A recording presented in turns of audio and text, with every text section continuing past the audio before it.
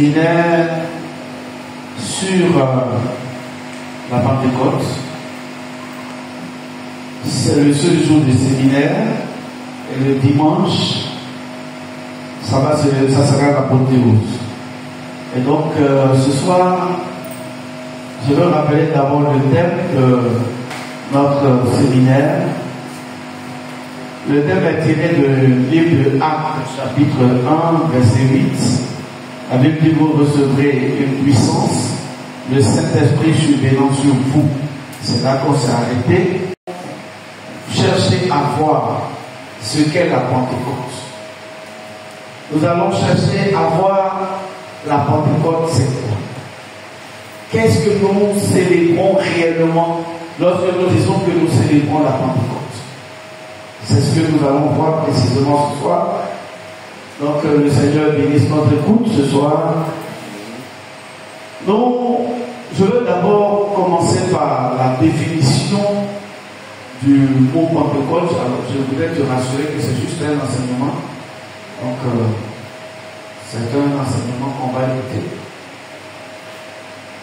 Alors, la Pentecôte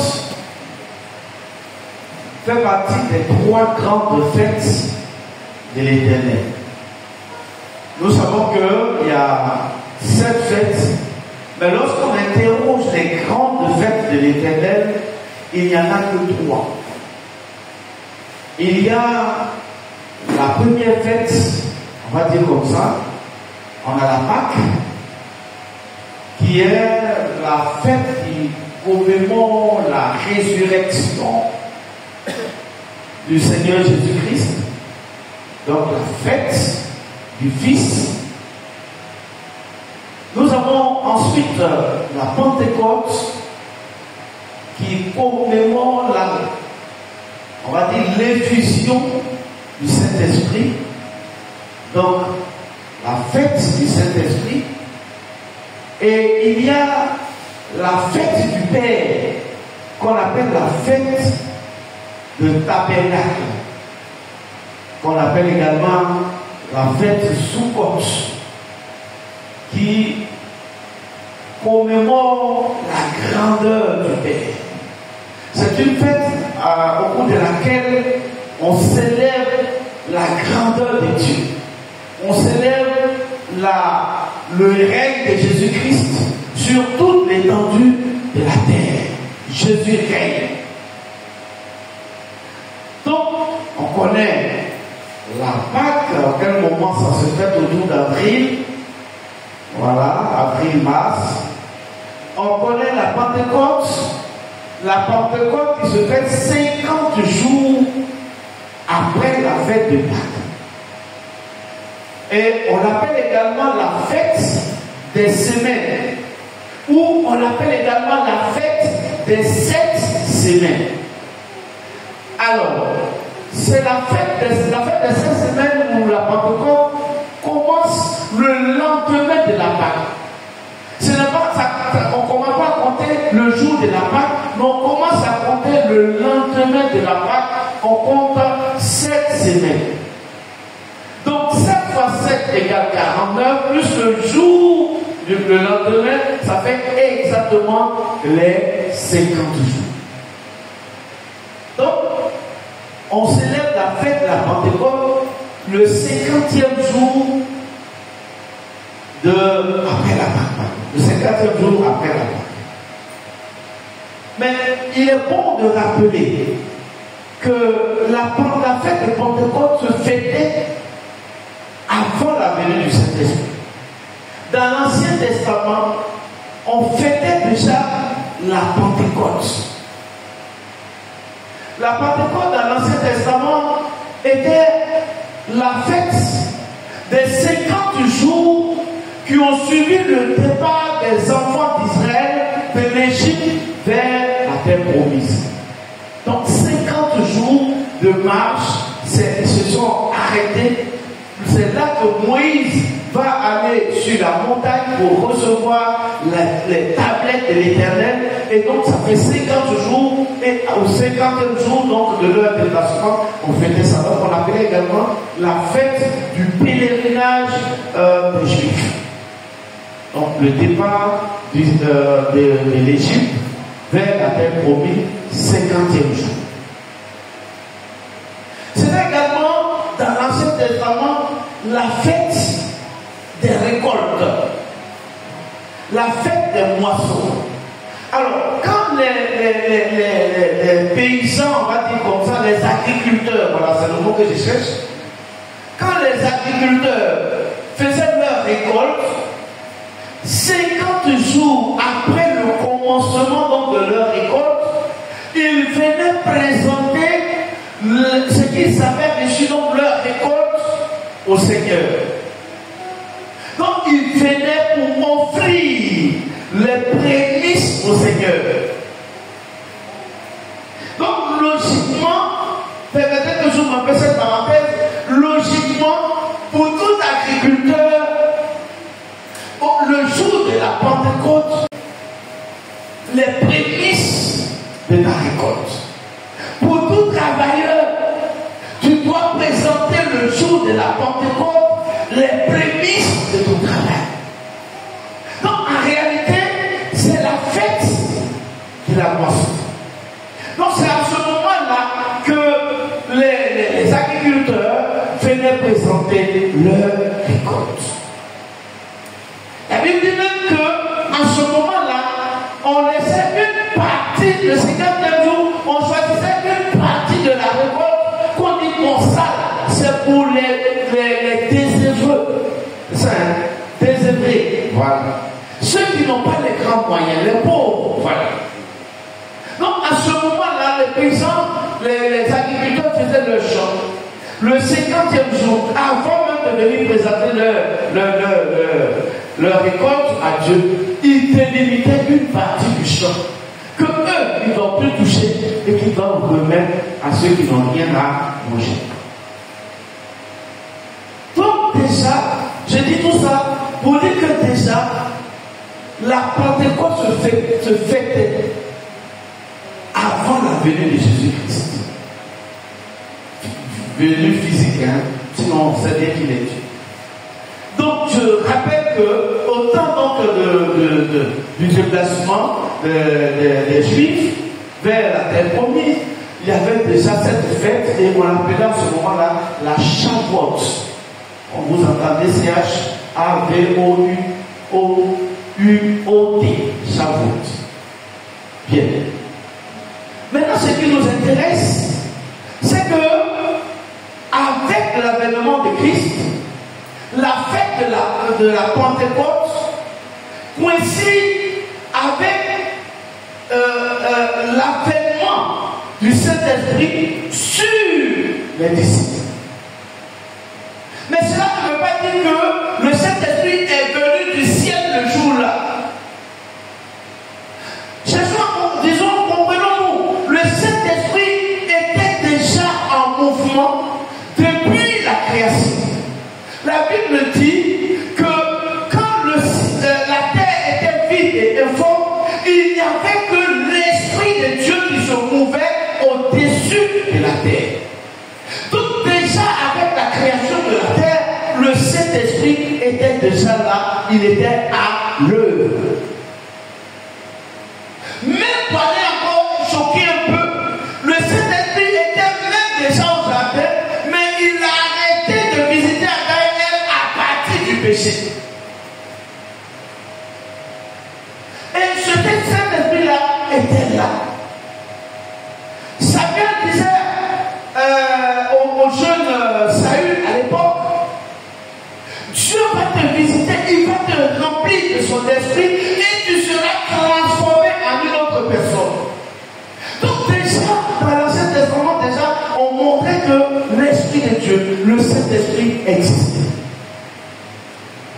Ce n'était pas nouveau. Mais cette fois-ci, il y a eu un autre temps de manifestation tellement différente, je disais, une manifestation tellement différente que ça marquait les esprits. Alléluia. Est-ce que quelqu'un me suit? Donc c'est différent parce que c'était pas la même manière.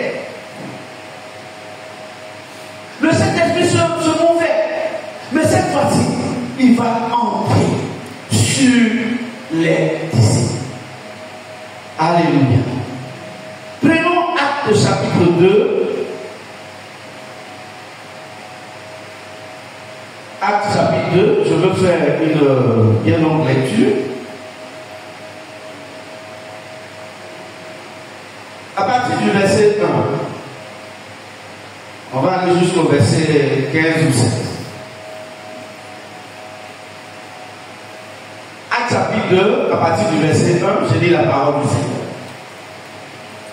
Le jour de la Pentecôte, ils étaient tous ensemble dans le même lieu. Tout à coup, il vint du ciel un bruit comme celui d'un vent impétueux, et il remplit toute la maison où ils étaient assis. Des langues semblables à des langues de feu leur apparurent, séparées les unes des autres, et se posèrent sur chacun d'eux. Et ils furent tous remplis du Saint-Esprit, et se mirent à parler en d'autres langues, selon que l'Esprit leur donnait de s'exprimer. Or, il y avait en séjour à Jérusalem des Juifs, des hommes pieux, de toutes les nations qui sont sous le ciel. Au bruit qui eut lieu, la multitude accourut, et ils furent confondus parce que chacun les entendait parler dans sa propre langue. Ils étaient tous dans l'étonnement et la surprise. Et ils se disaient les uns aux autres, voici, ces gens qui parlent ne sont-ils pas tous Galiléens? Et comment les entendons-nous dans notre propre langue à chacun? Dans notre langue maternelle, Pax, Mètes, Élamites, ceux qui habitent la Mésopotamie, la Judée, la Cappadoce, le pont l'Asie, la Phrygie, la Pamphylie, l'Égypte, le territoire de la Libye voisine de Cyrène. Et ceux qui sont venus de Rome, juifs et prosélytes, crétos et arabes, comment les entendons-nous parler dans nos langues des merveilles de Dieu?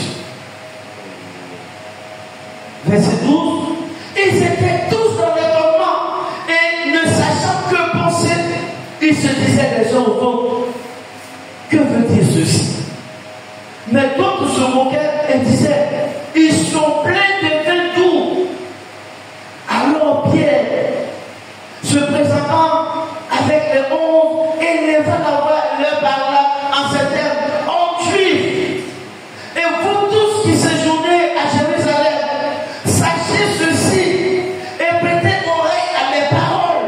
Ces gens ne sont pas ivres, comme vous le supposez, car c'est la 3e heure du jour. C'est-à-dire, 3e heure, c'est comme 9 heures chez nous. À 9 heures, on ne peut pas, à moins que tu aies dormi dans le matin, quoi. C'est la 3e heure du jour. Mais c'est ici ce qui a été dit par le prophète Joël. Qu'est-ce que le prophète Joël a dit? Dans les derniers jours, dit Dieu, je répandrai de mon esprit sur toute chair. Vos fils et vos filles prophétiseront. Vos jeunes gens auront des visions et vos vieillards auront des songes. Amen. C'est long, mais il était important que je lise tout parce que il faut qu'on sache ce soir ce qu'on va dire. Donc, nous sommes en train de dire qu'effectivement, le Saint-Esprit est venu cette fois-ci d'une manière autre que les autres manières. Parce que quand ça vient dire à Saül, tu auras le Saint-Esprit, l'Esprit de Dieu viendra sur toi et tu seras transformé en une autre personne. C'était individuellement. Mais cette fois-ci, c'est collectivement. Et le Saint-Esprit est venu avec, on va dire, cette fois-ci des fracas qui font que tous étaient obligés d'accourir. Tous étaient obligés d'y aller. Donc voici un peu comment ça s'est passé. Tous étaient venus voir les est ici. Le Saint-Esprit a provoqué des bruits que tout le monde est venu voir. Et donc ça m'a permis de me poser juste 2 questions. Et puis d'y répondre. 2 questions, d'y répondre. La première question que je me pose, mais en réalité, nous chrétiens d'aujourd'hui, que célébrons nous à la Pentecôte? Qu'est-ce que ce temps de Pentecôte pour lequel tu es enthousiasmé ce soir et que tu es là? Ce temps de Pentecôte pour lequel le dimanche certainement on ne va pas te reconnaître. Qu'est-ce que tu fêtes? Qu'est-ce que tu célèbres? Qu'est-ce que je célèbre? Qu'est-ce que nous célébrons? Alors, c'est une question rhétorique, c'est-à-dire je me suis posé moi-même la question pour y répondre. Alors, nous célébrons premièrement, si quelqu'un prend note, on ne sait jamais, nous célébrons premièrement la promesse du salut universel. Nous célébrons premièrement la promesse du salut universel. Qu'est-ce que je veux dire? Les apôtres sont rassemblés et puis les gens sont venus ce jour-là à Jérusalem parce que c'était la fête de la Pentecôte. Les agriculteurs sont venus montrer ce que leurs champs ont produit. Les éleveurs sont venus montrer ce que leur élevage a produit. Il y en a même qui sont venus fêter. Et puis, voici que le bruit a commencé. Alors, la Bible dit, ceux qui ont reçu, ils avaient des langues, c'est-à-dire ils parlaient des langues de feu, et ils parlaient dans toutes les langues. C'est-à-dire tous ceux qui sont venus à Jérusalem ce jour-là, chacun pouvait entendre sa langue. C'est-à-dire si ce jour-là, il y avait peut-être des Hébreux à Jérusalem, ils avaient entendu des disciples des apôtres parler en hébreu. S'il y avait peut-être des bêtises à Jérusalem ce jour-là, certainement il y aurait quelqu'un qui interviendrait en bêtise. Alors, pourquoi donc cette diversité de langues? J'explique toujours la promesse du salut universel. Ça nous fait penser un peu à la tour de Babel, quand on retourne en arrière. À la tour de Babel, le Seigneur les a dispersés. Et puis, il y a eu tout le monde, ils ont eu tous plusieurs langues. C'est-à-dire, le Seigneur a fait qu'il y avait plus d'une seule langue, mais il y avait plusieurs langues. Mais là, c'est dans le sens de la dispersion. Mais cette fois-ci, il y avait plusieurs langues pour les rassembler. Sinon, à la tour de Babel, la pluralité des langues était faite pour les diviser. Mais ici, à la Pentecôte, la pluralité des langues est faite en sorte pour les rassembler et pour leur dire qu'en fait, le Seigneur Jésus est parti. Mais l'Esprit qu'il a envoyé, il l'envoie pour nous tous et non pas pour une seule personne, ni pour une catégorie de personnes. Donc, avec eux, ce n'était pas le parlant, non, ce n'était pas ça. Mais on entendait des gens qui n'étaient pas arabes, mais qui parlaient l'arabe. Qui n'étaient pas mésopotamiens, mais qui parlaient la langue de la Mésopotamie. Et ceci pour dire que ces langues-là, c'est pour que chacun ait la possibilité de parler à l'autre.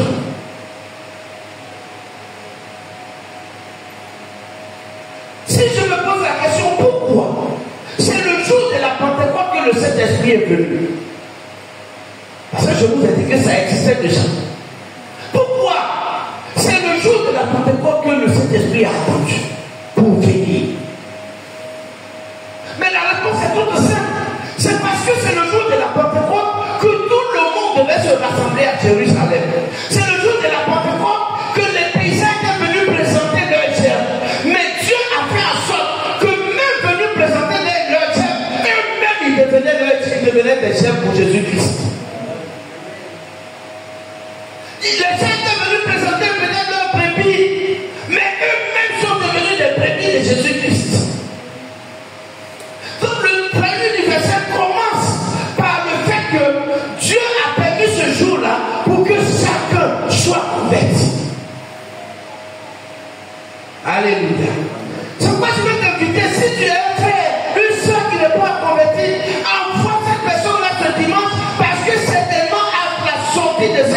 Pentecôte, il y aura quelque chose qui va se passer. Le salut universel a commencé là. Il a fallu donc que chacun parle à l'autre, chacun parle à l'autre. Jésus a choisi ce jour-là pour que tous soient convertis. Certainement demain il y aura un temps d'évangélisation devant l'église. C'est une occasion.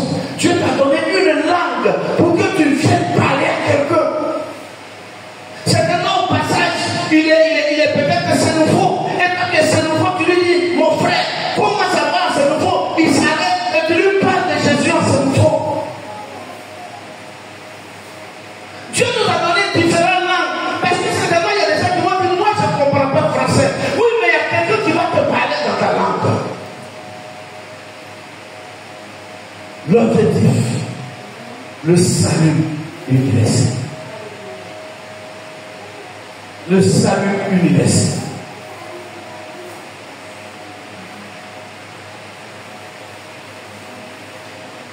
Dans le livre, toujours dans Actes, puisque c'est, pour parler du Saint-Esprit, on voit plus le livre de Actes des Apôtres. Le Seigneur a dit, vous recevrez une puissance, le Saint-Esprit se mettra sur vous, vous serez des témoins. Témoin, il fait quoi? Il témoigne.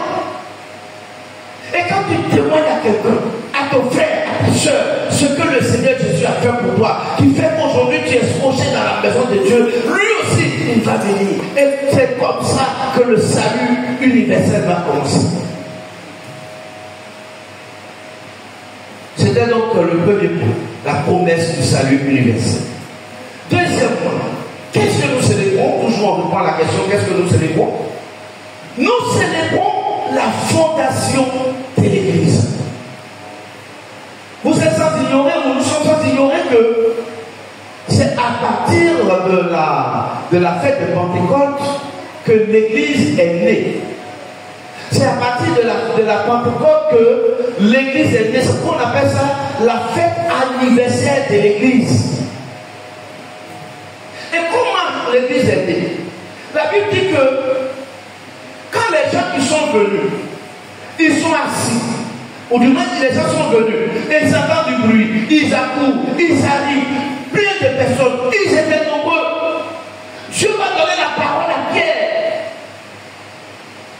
Et Pierre va dire, attention, ces gens que vous voyez qui sont en train de parler dans vos langues là, ce ne sont pas des gens qui sont saoulés parce que je suis, ou nous sommes à la troisième heure. La troisième heure, quand nous faisons la tradition, ça fait 9 heures du matin. Pourquoi j'ai dit tout à l'heure, à cette heure-là, quelqu'un ne peut pas dire qu'il est déjà saoulé. Même si tu arrives au matin à 8 heures, c'est pas à 9 heures, tu es déjà saoulé. Combien peut-être tu dormis là-bas? Donc, déjà, Pierre va parler. Et quand Pierre a parlé, la Bible dit qu'il y avait plus de 3000 personnes qui étaient converties et baptisées. C'est la naissance de l'Église. Bien-aimé dans le Seigneur, cette Pentecôte que tu vas célébrer le dimanche va te faire penser à ton église. Parce que ton église a certainement des préoccupations, ton église a certainement des besoins.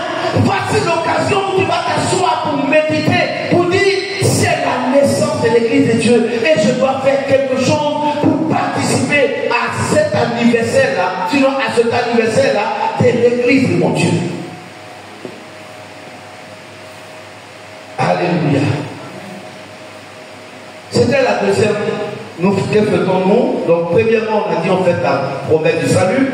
Deuxièmement, la fondation de l'Église. Troisièmement, nous faisons également l'unité des enfants de Dieu. L'unité des enfants de Dieu. La Bible dit, ils étaient tous ensemble. Je me suis dit, Seigneur, mais s'ils étaient dispersés, est-ce que le Saint-Esprit allait venir? Si chacun était chez lui, est-ce que ça allait créer le bruit que ça crée? Si chacun faisait ce qu'il voulait chez lui, est-ce que la venue du Saint-Esprit allait provoquer un tel bruit? Et je ne crois pas. Église de Dieu, à cet anniversaire, souviens-toi que ton église a besoin d'unité. Nous avons trop de divisions. L'église universelle est divisée. Même des communautés à l'intérieur, il y a des divisions. Mais ici, pour que le Saint-Esprit arrive et que 3000 personnes soient converties, il a fallu qu'ils soient unis. Est-ce que nous sommes unis, peuple de Dieu? Est-ce que tu crois que tu es suffisamment uni à ton frère, à ta soeur dans l'église? Est-ce que cette unité peut provoquer un bruit du Saint-Esprit ce dimanche dans ta vie? Est-ce que quand tu viendras dans l'église le dimanche, tu pourras manifester cette unité et le Saint-Esprit pourra te dire oui, tu es uni à ton frère, tu es uni à ta soeur. Soyons unis. C'est quand nous sommes unis que le Saint-Esprit vient. Quand nous sommes unis dans l'église, quand on parle d'une même voix, quand on s'assemble, la Bible dit lorsque vous mettez ensemble, tout ce que vous demandez à Dieu, Dieu vous l'accorde. Soyons unis, effectivement nous allons voir que le Saint-Esprit sera avec nous. Mais chaque fois que l'église ne sera pas unie, chaque fois que l'église sera divisée, on ne peut pas recevoir le Saint-Esprit. C'est pourquoi ce dimanche, célébrons l'unité de notre église. Alléluia. Qu'est-ce que nous célébrons? C'est le 5e et dernier. Oui, on vient de faire 4e, non? Ah, on vient de faire 3. Donc on a fait la promesse, la fondation c'est sa 3, l'unité. Donc 4e en fait, nous célébrons la puissance. Alléluia. Et c'est le thème de notre séminaire. Pour recevoir une puissance. Alléluia. Nous célébrons la puissance. Mon frère et ma soeur, ce soir je suis venu te rassurer qu'avec la Pentecôte, Dieu te donnera encore la puissance. Tu auras la puissance sur tes ennemis. Tu auras la puissance sur tous ceux qui veulent avoir accès à ta vie. Dieu te donnera la puissance. Je veux que ce dimanche de la Pentecôte, tu viennes à l'église comme tu l'as jamais fait. Ce jour-là, viens célébrer le Saint-Esprit parce que tu auras une puissance particulière. Il dit vous recevrez. Ce dimanche, tu recevras. Ce dimanche, nous recevrons une puissance. Il nous a donné une puissance. Et c'est cette puissance que nous célébrons. Aujourd'hui, beaucoup de chrétiens ne savent pas qu'ils ont la puissance. Ils ne savent pas qu'autant de Pentecôte qu'ils ont fait, ils ont même une puissance qui est devenue une super puissance.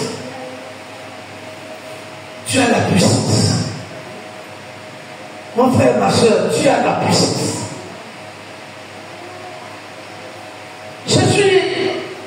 En fait, on fait quelques cours pastoraux en ligne. Et un jour, je suis allé au siège. Je trouve des doyens qui sont à l'école pastorale là-bas parce que c'est une grande école. Ce sont des doyens. Quand tu trouves le bain, tu es grand. Oui, moi je suis l'autre partie, je suis en licence de théologie. L'autre dit non, j'ai fait un master de théologie. Tu trouves le dit, j'ai fait comment on appelle ça, PhD en théologie. PhD là, c'est doctorat maintenant. J'ai fait PhD en théologie. Mais quand tu demandes PhD, tu fais en théologie, là, où est ton église? Il dit non, j'ai pas encore d'église. Quelle puissance tu cherches? PhD là, ça m'a fait quoi? Les gens sont en train de mourir. Toi qui es en train de chercher PhD pour ouvrir l'église, à quelle année tu auras ce PhD et puis tu vas commencer à servir, à sauver ces âmes qui meurent? Frère, Dieu t'a donné la puissance. N'attends pas d'avoir un doctorat en théologie pour servir dans la maison de Dieu. Aujourd'hui, beaucoup de personnes, on gêne, on est dans la prière, on dit qu'est-ce que tu veux? Oui, je suis en gêne de 40 jours.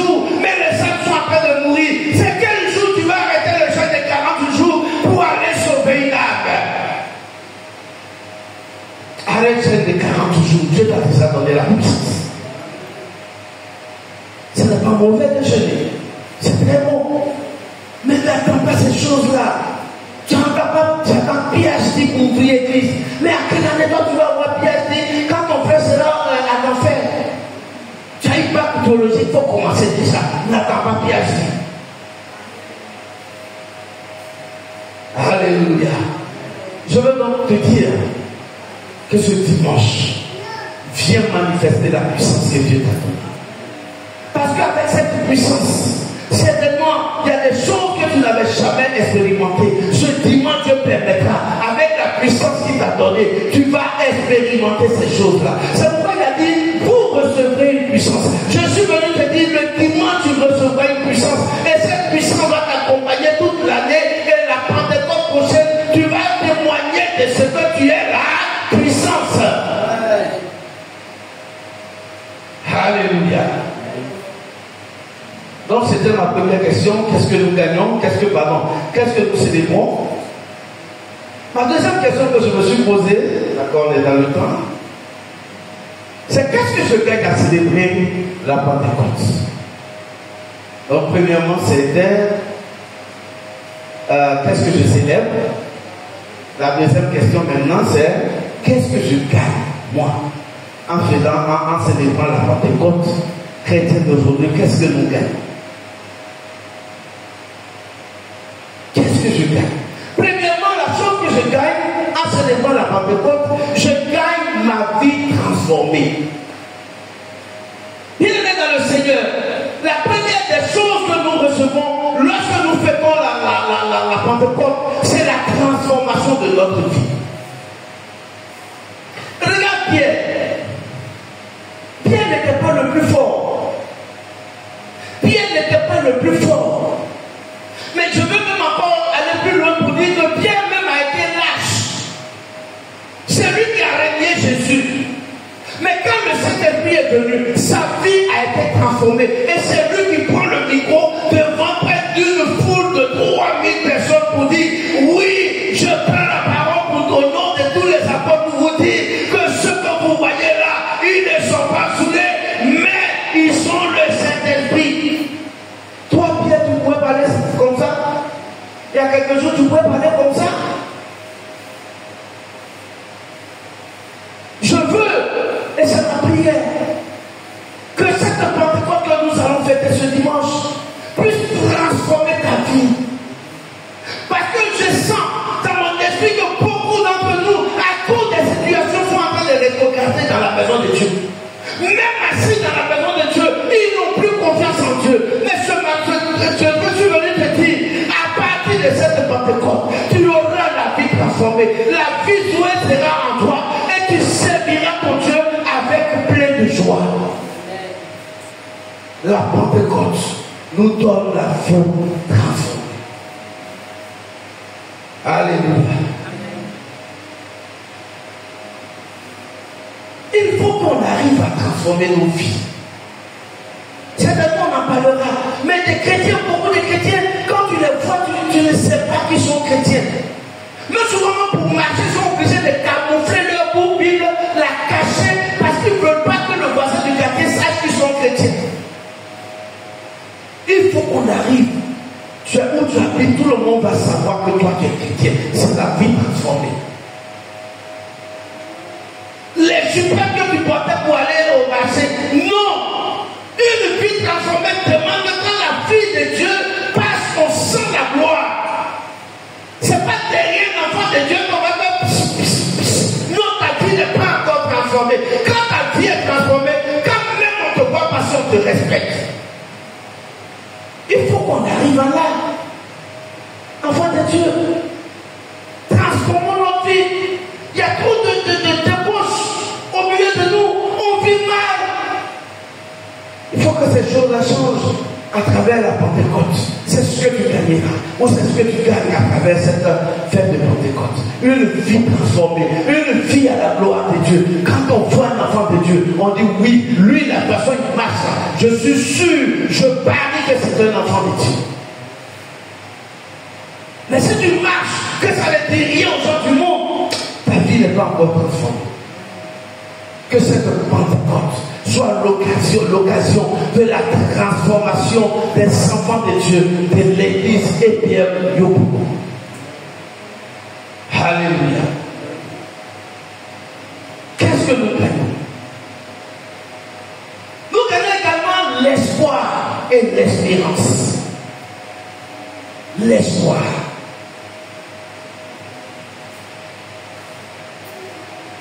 Il faut savoir qu'est-ce que j'appelle l'espoir. Mais lorsque nous voyons ça, nous voyons ce mouvement de l'esprit. Et c'est venu quand? Après le départ de Christ. Christ est parti, mais il a dit, je ne vous laisserai pas orphelins. J'enverrai mon esprit, j'enverrai le Saint-Esprit, le consolateur. Le consolateur nous apporte l'espérance et l'espoir d'une vie. Toi qui es abattu, ressaisis-toi parce que le Saint-Esprit est avec toi. Toi qui n'as plus d'espoir, quand tu vois ta vie, tu dis ce n'est plus la peine. Je suis venu te dire que le consolateur est venu pour te redonner une vie d'espoir. Sois reconforté parce que tu as désormais une puissance. Le Saint-Esprit, quand il marche avec toi, et que, je veux dire, quand ta vie est conforme, et que tu marches avec le Saint-Esprit, tu ne connais pas ce qu'on appelle la déception. Parce que lui, il t'avait dit de tout, il te console de tout, il te protège de tout. Tu gagnes l'espoir en célébrant la Pentecôte. L'espoir d'une vie glorieuse. L'espoir d'un paradis, l'espoir d'une vie terrestre meilleure. Parce qu'on ne peut pas être avec le Saint-Esprit et puis être même chose avec les gens du monde. Même quand tu n'as rien, quand on voit la gloire de Dieu. Si aujourd'hui tu penses que tu as tout perdu avec le Saint-Esprit, ressaisis l'espoir. Parce que ta vie, ce n'est pas encore terminé. Le passé est passé. Mais une nouvelle vie peut t'attendre. Une vie de gloire peut t'attendre. Une vie d'élévation peut t'attendre. Joseph n'a pas fait une formation avant de devenir Premier ministre. C'est un coup. La Bible dit, tout d'un coup, subitement. Et de cette façon, tout d'un coup, le Saint-Esprit est venu. C'est comme ça, tout d'un coup, ton espoir peut revenir. Parce que tu es capable de changer les situations. Alléluia. Enfin, qu'est-ce que nous gagnons? Nous gagnons un défi d'existence, un défi de réussite, un défi avec la vie. Le défi, c'est quoi? Quand tu choisis d'être enfant de Dieu, quand tu choisis d'avoir le Saint-Esprit, il y a des choses que tu ne peux plus faire. Et le défi, c'est quand tu acceptes. Je ne vais pas dire de refuser de faire certaines choses. C'est là que réside le défi. Enfant de Dieu, le défi est grand. Tu veux marcher avec le Saint-Esprit, il y a des choses que tu ne peux plus faire. Tu as le défi de ne plus marcher avec n'importe qui. Tu as le défi de choisir de dire, moi, ma vie, je la change à partir d'aujourd'hui.